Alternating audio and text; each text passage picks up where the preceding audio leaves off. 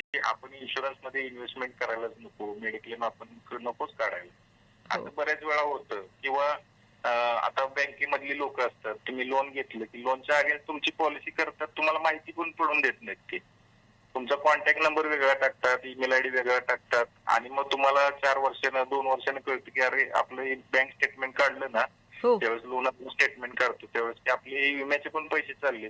मग अरे मागच्या वर्षी बापरे. आपण आजारी पडलो होतो त्यावेळेस आपण लाभ घेऊ शकलो असतो त्या विम्यामधून, पण हो आपल्याला माहितीच नसल्यामुळे आपण क्लेमच केलं नाही. आणि क्लेम नाही केलं तर कंपनी पण देतच नाही ना पैसे, बरोबर आहे. क्लेम केल्याशिवाय आपल्याला त्याचा परतावा नाहीये. परतावा मिळत नाही. आपण ऑपरेटली आपण सांगायला पाहिजे ना. समजा आता आपण हॉस्पिटलमध्ये गेलो, समजा ते कॅशलेस असेल हो तर तुमचं विम्याचं कार्ड तिथे दाखवणं गरजेचं आहे ना. बरोबर किंवा आहे. बऱ्याच वेळा कंपनीचा क्लॉज असतो की 24 तासाच्या आतमध्ये तुम्ही क्लेम रजिस्टर केलाच पाहिजे.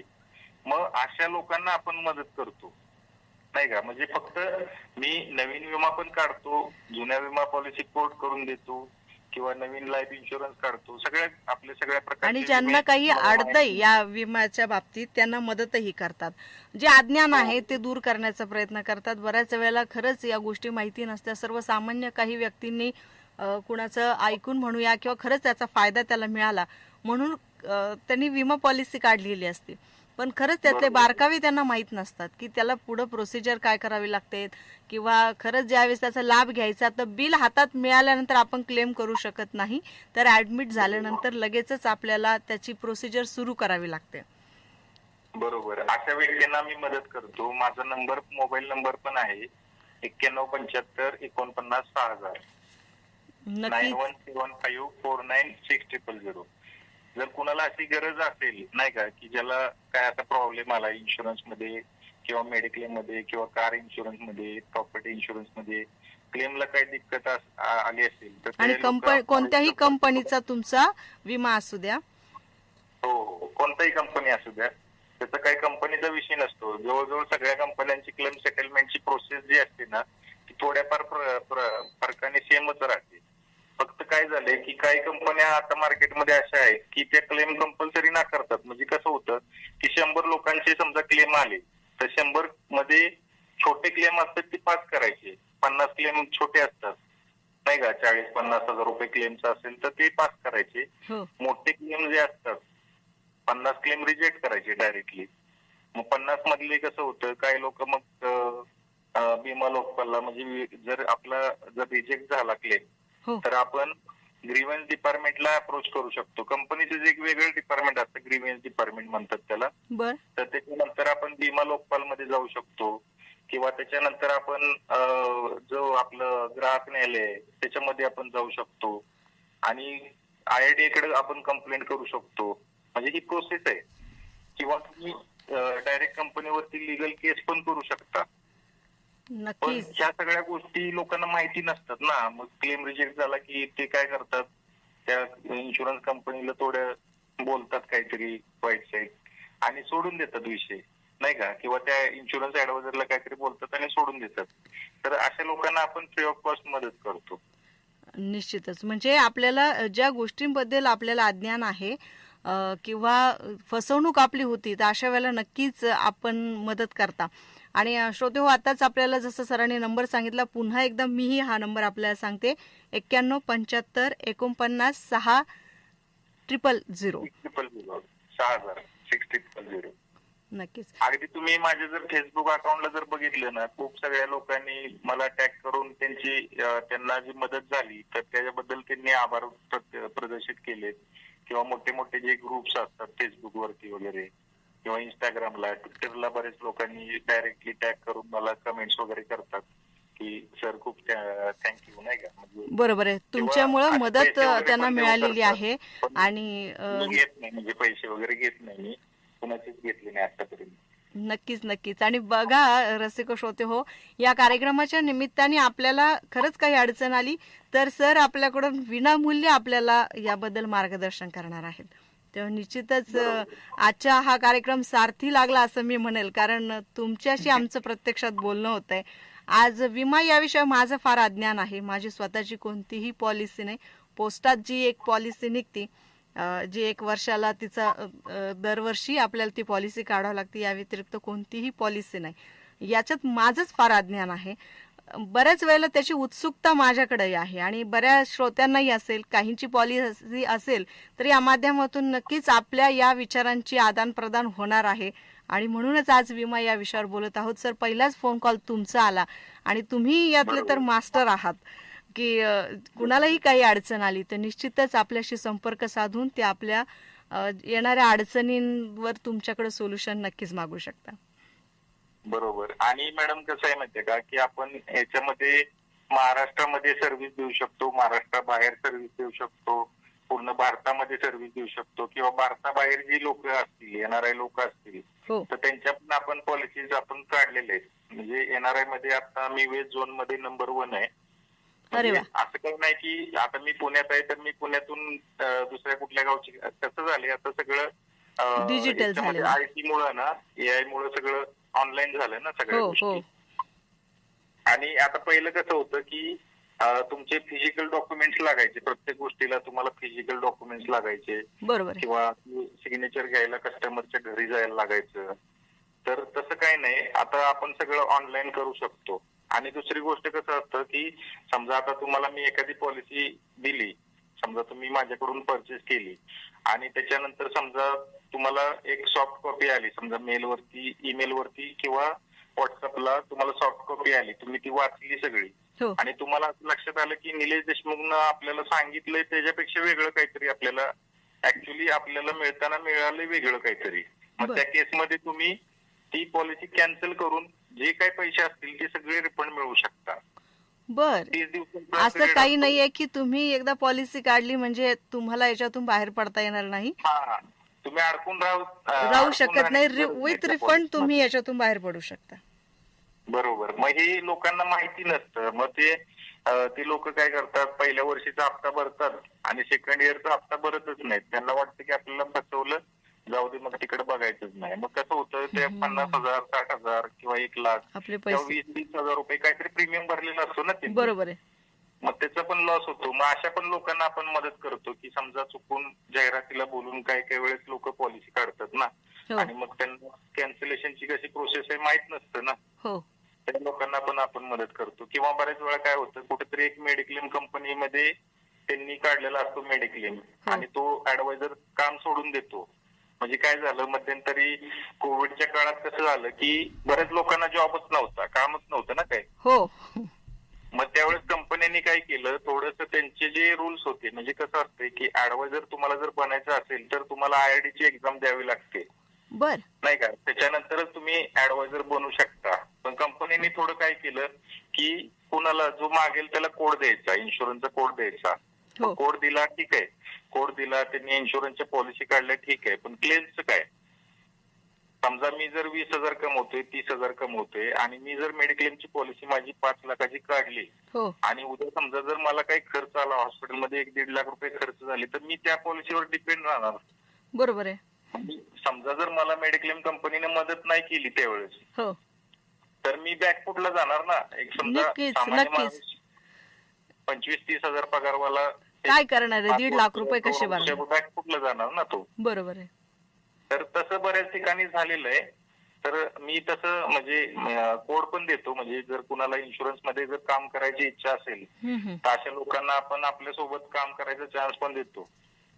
बर त्याचं जे फी वगैरे, एक्झाम फी नॉर्मल किरकोळ असते, तर ती फी भरून तुम्ही माझ्याकडे कोड पण घेऊ शकता. म्हणजे नक्कीच. असं काही ज्यांना पॉलिसी यामध्ये इंटरेस्ट आहे, इन्शुरन्स पॉलिसी काढून देण्यामध्ये इंटरेस्ट आहे किंवा ऍडवायझर जसं तुम्ही म्हटलात, तर यासाठी नक्कीच जर तुम्ही बनायचं असेल तर त्या लोकांना पण आपण वेलकम करतो. तसं काही नाही. म्हणजे परिपूर्ण मार्गदर्शन तुमच्याकडं यामुळे मिळतंय, अगदी पॉलिसी काढण्यापासून तर या पॉलिसीत कार्य करण्यासाठी देखील. बरोबर. आणि दुसरी गोष्ट काय होतं की आता बऱ्याच वेळा काय होतं की कोणती तरी एक मेडिक्लेमची पॉलिसी काढलेली असते लोकांनी हो आणि मग त्याच्यामध्ये क्लेम मिळत नाही. आणि क्लेम मिळत नाही तरी पण काय होतं की समजा 5 क्लेम केले तर त्यातले 3 क्लेम मिळतात किंवा 4 क्लेम मिळतात, एखादा दुसरा रिजेक्ट होतो. मग लोक काय विचार करतात, जाऊ द्या, मग 5 पैकी 3 तरी मिळतायत, मग ती पॉलिसी रिन्यू करत राहूया आपण.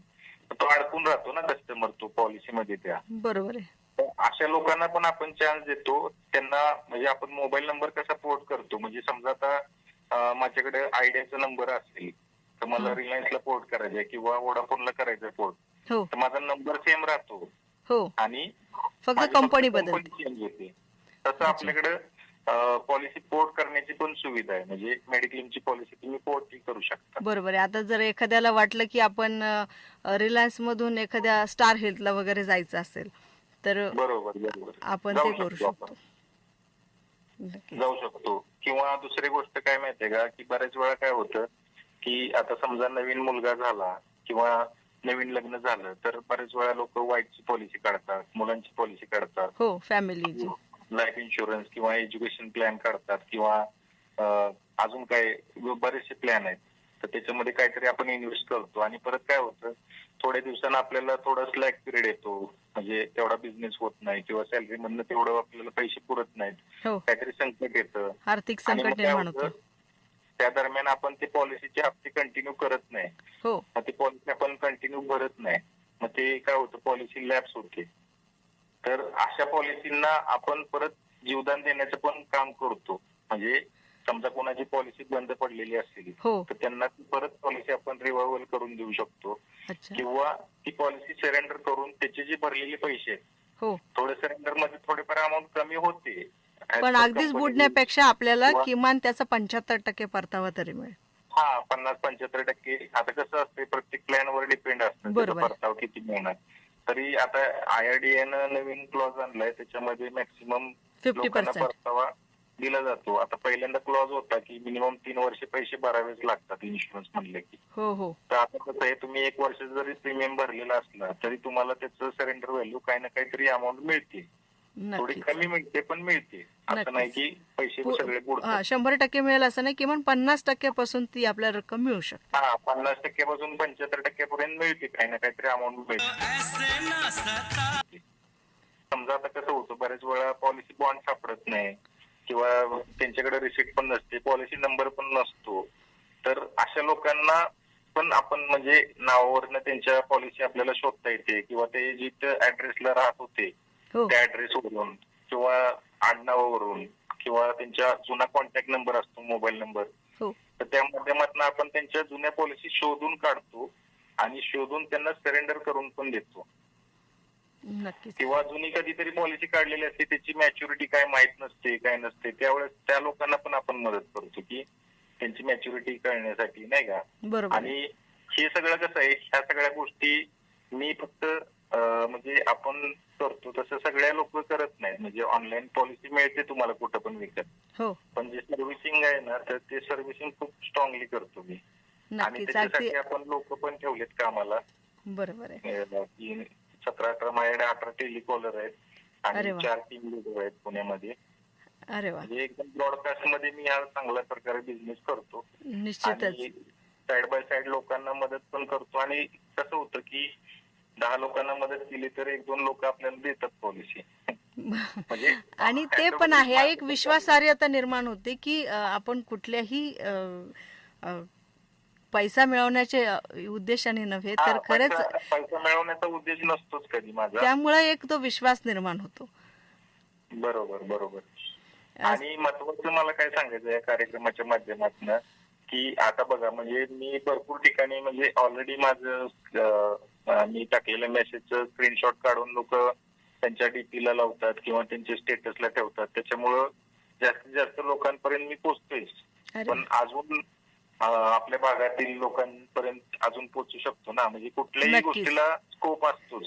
बरोबर आहे. म्हणजे तुम्ही किती एखाद्या गोष्टीचा तुम्ही किती प्रचार केला, किती सांगितलं तरी त्या एंड युजर पर्यंत आपण पोहोचू शकत नाही, बरोबर नाही आहे. का. म्हणजे तुम्ही जरी समजा टीव्हीला ऍडव्हर्टाइजमेंट केलं किंवा फेसबुकला केलं किंवा इतर सोशल सोशल मीडियाच्या मीडियाला केलं, माध्यमातून आपण केलं. तरी तो एंड युजर पर्यंत आपण पोहोचलेच असं नाही. तर मग त्याच्या आता तुमच्या चॅनलच्या माध्यमातून, रेडिओच्या माध्यमातून अजून आपल्याला ब्रॉडकास्ट करता येईल, नाही का. आणि ज्या ज्या लोकांना प्रॉब्लेम आहेत त्या लोकांना आपण काहीतरी त्याचं सोल्युशन आपण देऊ शकतो, नाही का.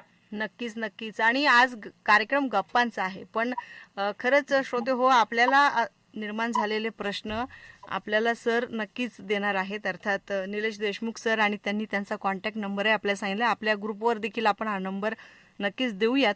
कुणाला याबद्दल काही अडचणी असतील तर थेट सरांशी संपर्क साधून आपण ते दूर करू शकता. हो, माझा कॉन्टॅक्ट नंबर परत एकदा सांगतो, 9175496000, निलेश देशमुख. निश्चितच 9175496000 हा नंबर बरोबर. निलेश देशमुख सरांचा आहे. आणि या माध्यमातून आज विमा विषयावर बोलताना पहिलाच फोन कॉल तुमचा आलाय. आणि बऱ्याच काही अशा गोष्टी आहेत की ज्या खरंच अज्ञानात असतील आपल्याही पैकी कुणाच्या, तर आज सरांकडून त्याची माहिती आपल्याला प्राप्त झालेली आहे. याचे बरेच बारकावे आहेत. आपल्याला काही प्रश्न असतील तर नक्कीच सरांशी आपण थेट संपर्क साधू शकता. बरोबर बरोबर. आणि सर, या विषयावर निश्चितच आम्ही आपले एक सविस्तर मुलाखत देखील घेऊ, कारण बऱ्याच अशा बारकावे आहेत की जे जनसामान्यांपर्यंत. प्रश्नोत्तराचा कार्यक्रम पण घेऊ शकतो की नक्कीच समजा नक्कीच कसं आहे, समोरून प्रश्न लोक विचारतील, मी त्याचं उत्तर देऊ शकतो. कारण कसं आहे, मी 2009 पासून इन्शुरन्स सेक्टर मध्ये काम करतो आणि माझं MSc मायक्रोबायोलॉजी झालेलं आहे, क्वालिफिकेशन MBA केलंय मी. अरे वा. आणि प्लस माझा CFP म्हणून एक कोर्स आहे, ते इक्विव्हॅलंट कोर्स आहे, तर तसा एक कोर्स पण झालेला आहे. प्लस बाकीचे पण छोटे छोटे कोर्सेस बरेचसे मी केलेले आहेत. अरे वा. आता ह्याचा लोकांना पण फायदा होईल नाही का. नक्कीच. आणि साइड बाय साइड कसं आहे, लोक प्रश्न विचारतील त्याचा मला पण फायदा होईल. कदाचित असा एखादा प्रश्न येईल की ज्याचं तुम्हाला कधी पण माहिती नसेल बरोबर ना. आहे आणि त्याचं उत्तर तुम्ही शोधून नक्कीच सांगू शकता. माझं नॉलेज अपग्रेड होऊ शकतं. म्हणजे नक्कीच नक्कीच. मला खूप आवडेल म्हणजे जर असं काही म्हणजे प्रश्नोत्तराचा कार्यक्रम वगैरे ठेवला तर. आणि नक्कीच. प्रत्येकाला आपण रिझॉल्व्ह करून देऊच. म्हणजे आतापर्यंत असं कधीच झालं नाही की कोणी कॉल मला केलाय आणि आणि त्याचा प्रश्न त्याला उत्तर सोल्युशन दिलं. मिळालं नाही असं कधीच नाही. हो, निश्चितच त्याच्या अडचणी दूर केलेल्या आहेत आपण. बरोबर. धन्यवाद सर, आपण सहभागी झालात. खरं तर बरेच काही प्रश्न आहे या बाबतीत. बघूया श्रोते काय श्रोत्यांकडून काय आज या विषयावर बोललं जात आहे. पुन्हा एकदा आम्ही आपल्याशी निश्चितच संपर्क साधू. आपण सहभागी झालात, मनपूर्वक धन्यवाद. चालेल चालेल. Thank you madam. धन्यवाद. खूप थँक्यू. रसिक श्रोते हो, आज विमा या विषयावर आपण बोलत आहोत. पहिलाच फोन कॉल आपल्यासाठी खरंच खूप महत्वाचा हा फोन कॉल आला.